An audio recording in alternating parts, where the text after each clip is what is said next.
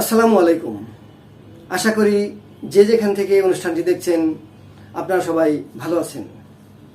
আজকের পেপারে একটি খবর, মেয়র চেয়ারম্যান পদে সরাসরি নির্বাচন না করার প্রস্তাব সংস্কার কমিশনের।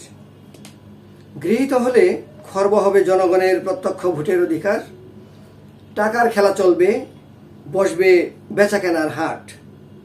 আইয়ুব খানের মৌলিক গণতন্ত্রে ফিরে যাওয়ার আশঙ্কা। মেয়র চেয়ারম্যানদের কাছে তুচ্ছ হয়ে পড়বে জনগণ।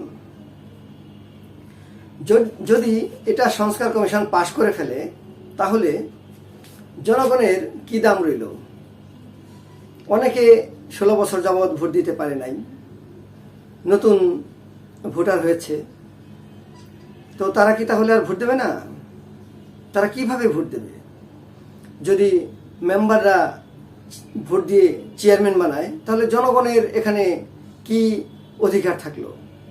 আর চেয়ারম্যান সাহেবই বা জনগণের কাছে কি জবাবদিহি দিবেন? তার তো জনগণ লাগবে না। সে তো ভাববে যে কয়েকজন মেম্বারকে হাত করলেই আমি পাশ হয়ে যাব। তো তাহলে গণতন্ত্রের ধারাটা কোথায় রইল?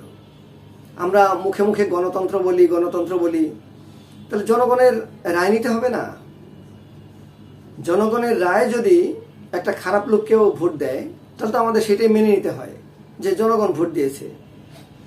তো এখানে যদি এভাবে হয় যে জনগণের ভোট লাগবে না, মেম্বাররা বানাবে চেয়ারম্যান, তাহলে কয়টা মেম্বার বানাবে?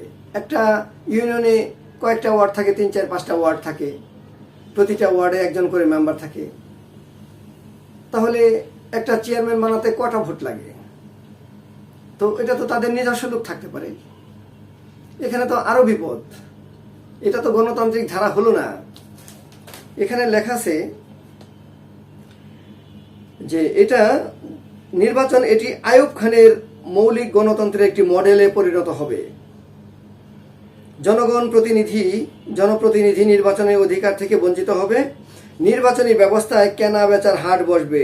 এই প্রক্রিয়াকে 65 বছর আগে আইয়ুব খানের মৌলিক গণতন্ত্র ব্যবস্থার সঙ্গে তুলনা করেছেন অনেকে।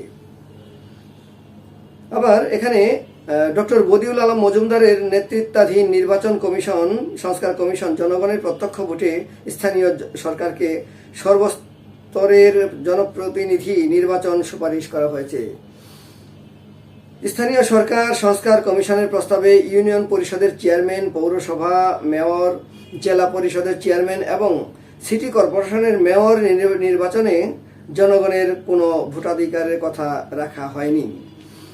কমিশন এসব স্থানীয় সরকার প্রতিষ্ঠানের প্রধানদের নির্বাচিত করার দায়িত্ব মেম্বার এবং কাউন্সিলরদের উপর ন্যস্ত করার প্রস্তাব করেছে। তাহলে এটা কি জনগণ মেনে নেবে? এইভাবে যদি চেয়ারম্যান নির্বাচিত হয়ে যায় তাহলে চেয়ারম্যানের তো আর জনগণের কাছে যাওয়ার দরকার নেই। জনগণের মূল্যটা কি রইল?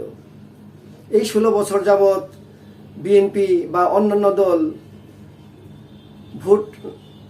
ভোটাধিকার পায়নি, এই নিয়ে কত আন্দোলন করলো। দেশে গণতন্ত্র নেই, ভোটাধিকার নেই, ফ্যাসিবাদ চলছে, কত কিছু শুনলাম। তাহলে এখন যদি এই সিস্টেমে চালু হয়ে যায় তাহলে আর আগের সরকারের সাথে পার্থক্যটা রইল কি? আগের সরকার তো তবু চেয়ারম্যান নির্বাচন ভোট করেছে, হয়তো যারা প্রভাবশালী এমপি ছিলেন তারা তাদের পছন্দ মতো বসিয়ে দিয়েছিলেন। এটা তারা খুব খারাপ কাজ করেছে। তখনই ভোটের নামে একটা প্রহসন হয়েছে, মানে লোক দেখানো ভোট হয়েছে। তাদের পছন্দ মতো প্রার্থীকে পাশ করাইতে হবে, জনগণ কেউ গেল না। কিন্তু এখন তো আর সেই সরকার নেই। এখন তো একটা অন্তর্বর্তীকালীন সরকার চলছে। তার তো উচিত একদম কঠিনভাবে, স্বচ্ছভাবে ভোট করা, যাতে জনগণ বুঝে না নির্বাচন এইভাবেই হতে হয়। জনগণের রায়ে যে পাশ করবে ওয়েলকাম, আমরা তাকেই মেনে নেব। কিন্তু এখন যে সিস্টেমের কথা বলা হচ্ছে এটা মোটেও জনগণ মেনে নেবে বলে আমার মনে হচ্ছে না। আমরা চীনের সাথে খুব ঘনিষ্ঠ প্রতিবেশী হতে চাই, প্রধান উপদেষ্টা। এটা তো ভালো খবর। চীনের সাথে বা অন্যান্য দেশের সাথে আমরা ঘনিষ্ঠ হব। তো আমাদের চারিদিকে তো ভারত, তার সাথে আমাদের ভালো সম্পর্ক রাখা উচিত, কারণ সে আমাদের প্রথম প্রতিবেশী। চীন তো তাকে ডিঙ্গিয়ে যে প্রতিবেশী হবে। তো আমি মনে করি পৃথিবীর সব দেশের সাথেই সব দেশের ভালো সম্পর্ক থাকা উচিত। ডিএমপির সাবেক কমিশনার হাবিব সহ ৮ পুলিশ অভিযুক্ত। জুলাই গণহত্যায় ট্রাইব্যুনালের প্রথম তদন্ত প্রতিবেদন। বনানীতে ব্যাটারি চালিত রিকশা চলাচলে বাধা, বিক্ষোভ, হামলা। প্রতিবাদে প্যাডেল চালিত 2টি রিকশা ফেলে দেওয়া হলো গুলশান লেকে। এই যে ব্যাটারি চালিত গাড়ি, এটা বিগত সরকারও বন্ধ করেছিল, আবার আন্দোলন করে তারা তাদের অধিকার নিয়েছে, চালু করেছে।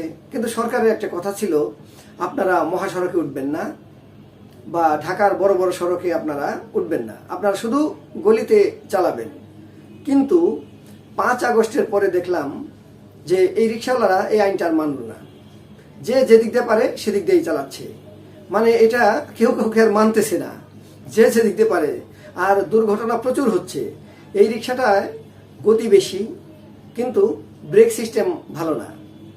তো আর তারা কখন কোন দিকে মোড় নেবে বোঝা মুশকিল, তাই প্রতিনিয়ত দুর্ঘটনা ঘটছে। তো গুলশান একটা আভিজাত্য এলাকা, গুলশান বনানী আভিজাত্য এলাকা। এই এলাকায় জনগণ চায় না যে এই রিক্সাটা থাকুক।